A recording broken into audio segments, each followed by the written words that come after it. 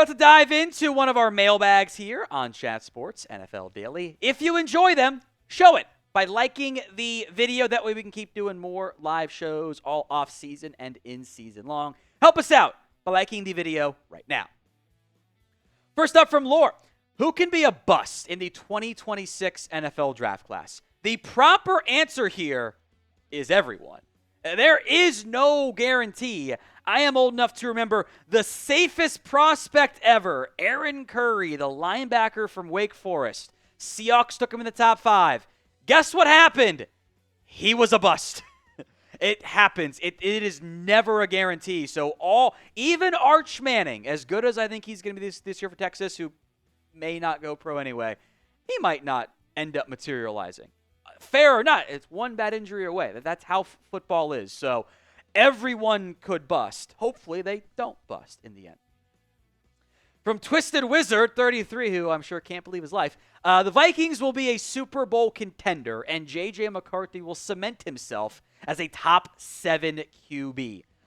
I would actually be hesitant. I think the outcome is possible. Like, McCarthy plays great. Vikings are a Super Bowl threat. That's what they almost were last year until the playoffs kind of unraveled on them.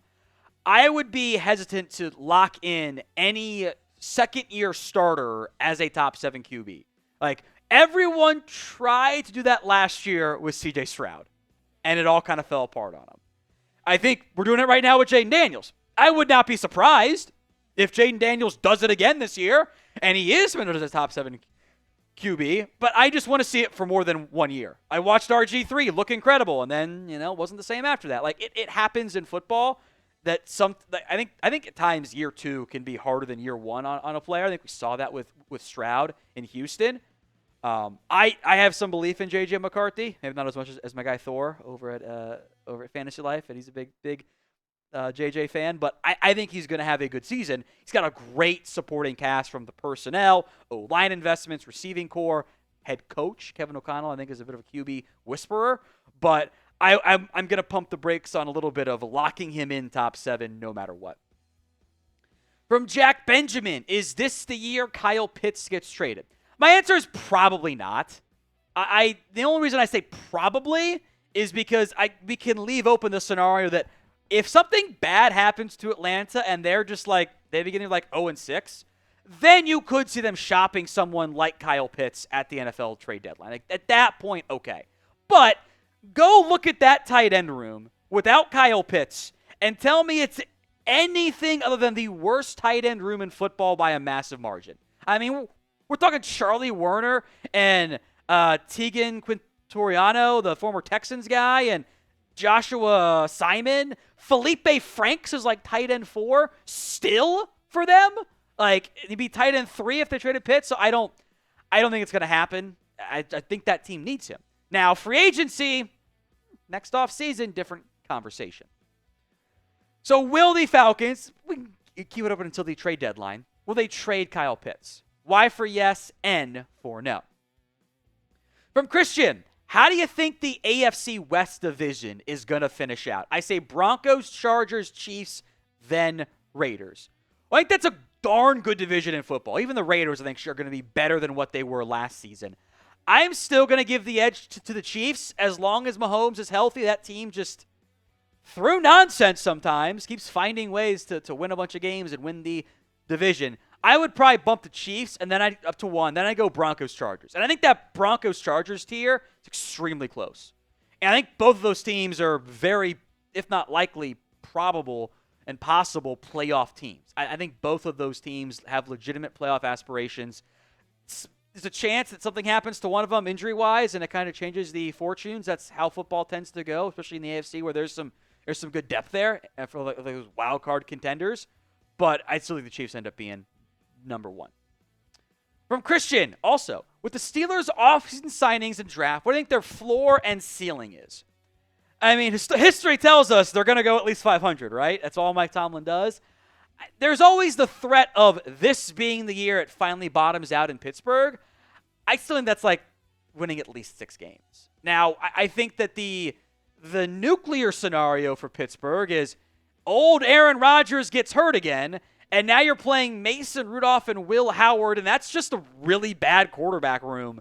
and you only win those 5 or 6 games. I think the ceiling is Rodgers turn backs the clock a little bit. The defense plays at a high level again, and you get to the postseason, and maybe you can make a bit of a run. AFC is tough, so I don't know if they can really, truly make the Super Bowl, but playoffs are definitely an option for a team that seemingly always finds a way to be in there. It's can they win a playoff game or 2, which they haven't done in quite a while. Today's show is made possible by Ethos. As a father of one with a second one on the way, trust me when I say life insurance matters. It's not fun to think about what would happen if something happened, but you do need to be prepared. Protect your family with life insurance from Ethos. Get your free quote at ethos.com/NFL Daily. That's ethos.com/NFL Daily. They are a trustworthy company that disrupts the traditional life insurance industry, and it's more affordable than you might think. Ethos is an online platform that makes getting life insurance fast and easy to protect your family's future in minutes, not months. There is no complicated process, and it's 100% online. No medical exam is required. You just answer a few health questions and get a quote in as little as 10 minutes. 3 million families have completed their applications and trusted Ethos to help find the right coverage. Protect your family with life insurance from Ethos. Get your free quote at ethos.com/NFL Daily. That's ethos.com/NFL Daily. Link is in the comment section and the description of today's show. Richard Lee, what is the Terry market look like to you? So I don't know if this means Terry McLaurin trade or Terry McLaurin extension. I'll answer both of them. Extension, I think, is the most likely outcome here. He is going to ask for DK Metcalf money at minimum. He has been just as productive as DK Metcalf, and you can argue he's actually been better, especially given the quarterback play at times in Washington versus what it was in Seattle without DK Metcalf's career. Now, he's older. That's an issue. But I think he is going to be asking for $33 million per year. Like, his numbers compared to DK Metcalf, blind resume up against it,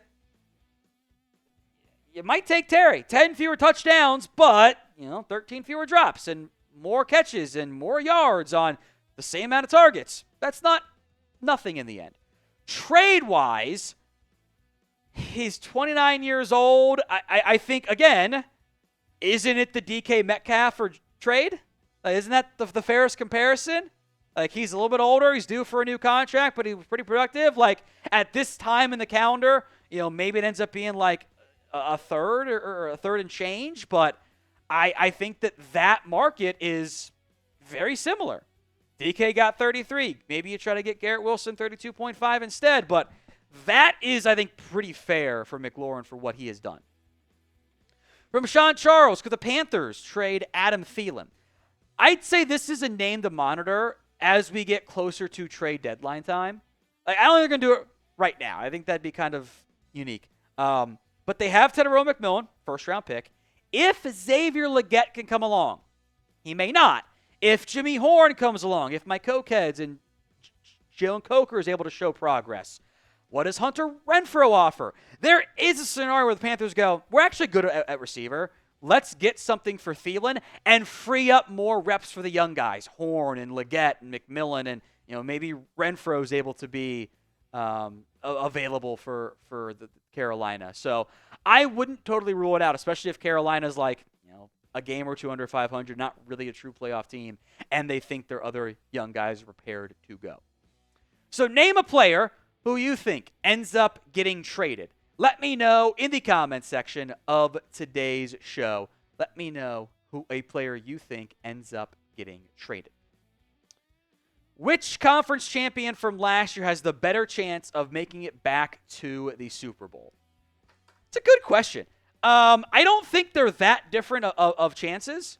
I think the Chiefs probably have dealt with the least amount of turnover. They're also almost due to not be the AFC representative more so than Philadelphia is. I think the Eagles' path might be slightly easier. The North is tough, make no mistake, but I think Eagles are better than the Commanders. I think they're better than the Rams, so trust them more than the Lions, Vikings, Packers, etc. I think I'd actually lean Philadelphia, mostly because I think that, like, if you're power ranking those NFL teams, even if you put KC at 1, Philadelphia at 2, you're probably putting Baltimore and Buffalo pretty darn close to 3 and 4, if not at 3 and 4. So that makes it a bit more challenging. If you guys want more NFL news, rumors, updates, hit that sub button. We got you covered on all things NFL here on Chat Sports. From Ruthless Monk, it's Art's cousin, I'm told. How much do you think a healthy Josh Simmons helps KC based on your evaluation? I think this is worth mentioning. If you can get average left tackle play, average, which I think is a reasonable expectation for a first-round pick at left tackle, that is a significant upgrade over what the Chiefs had last year. They were trying everything on the left side at tackle. It wasn't going well. Sumataya wasn't ready. He didn't play well. They had Donovan Smith start and win a Super Bowl at left tackle. A Super Bowl winning left tackle. That guy almost always gets paid. He's been out of the NFL since then. He hasn't played a snap since the Chiefs won a Super Bowl. You know how unusual that is? Like, the Chiefs have won in spite of their left tackle. So I think Josh Simmons, if he's healthy, if he plays well, there's going to be ups and downs, but there's a very talented player who shouldn't have fallen that far down as far as I'm concerned. Like, the medicals were a huge factor there. Like, I think that's certainly worth, mentioning and discussing with just how things tend to work out. But if you get a good, locked-in, best version of Josh Simmons, that's a pretty darn good player for you. From Christian, which team or teams going this year do you think are overhyped? I say the Bengals and the Commanders. I mean, I think there is a very real scenario in which the Commanders are this year's Texans, where, like, they just aren't as, maybe they're even a better team, but the wins and losses don't reflect that in terms of their playoff run because they were such a positive surprise from last season. The Bengals, I think they're everyone's favorite, like, missed the playoffs last year, make it this year. So if that's the expectation, I don't mind it that much. There's a pretty big fall off here from Super Bowl odds, but, like, the Bengals and Commanders are both, I think 20-1 to make the Super Bowl this year. The Niners are also 20-1. I would like to mention them and LA because the Niners, they were really banged up last year. I think they'll be better, but I don't know if they're going to be a true, like, top 7 NFL team again. The Rams worry me, if only because how healthy is Matthew Stafford? Like, Jimmy Garoppolo is not the route I really want to go down. Now, I think those teams should be viewed as playoff teams, but I think part of it is, like, there's a bit of a gap in the NFC behind the Eagles, maybe the Lions, and then everybody else. From Bo, could the Browns trade Kenny Pickett or Joe Flacco? Who ends up not making that team? Some of you guys won't like this, but from an investment level, they went out and signed Joe Flacco. They went out and added Kenny Pickett. They traded for him, who I think Pickett is my preferred answer here because I don't think he's very good. And he's banged up right now. But you want Flacco in there as the vet mentor no matter what. They drafted Dylan Gabriel early. They took him before Shedeur Sanders. I think if we were handicapping based on investment level and how they're being used so far at camp, Shedeur's in the 4th spot, even though that wasn't our pre-draft evaluation at all. So which QB do you not keep on the roster? I would vote Kenny Pickett. The Browns might believe in him more than they should. JF for Joe Flacco, KP for Kenny Pickett, SS for Shedeur Sanders, DG for Dylan Gabriel. Carter, who will this year's Ashton Genty or Cam Ward, meaning who will have a huge breakout year in college football, who is not projected as a first-rounder? There was a lot of love for Ashton Genty as, like, potential RB1, so I don't necessarily want to put that on him. If you want a running back who has, like, some underlying NFL draft love but maybe isn't a household name, can I throw Mekhi Hughes at Oregon? Like, everyone knows Jeremiah Love. I think everyone knows Nick Singleton. The Tulane transfer for Oregon could be in for a big-time season.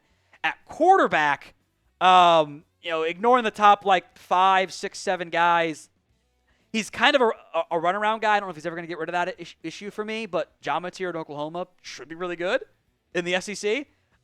Fernando Mendoza has a lot of believers. That's not a household name. But there's always somebody that emerges, often at quarterback. Like, no one thought Joe Burrow was going to be Joe Burrow going into his final year at LSU. Look what happened.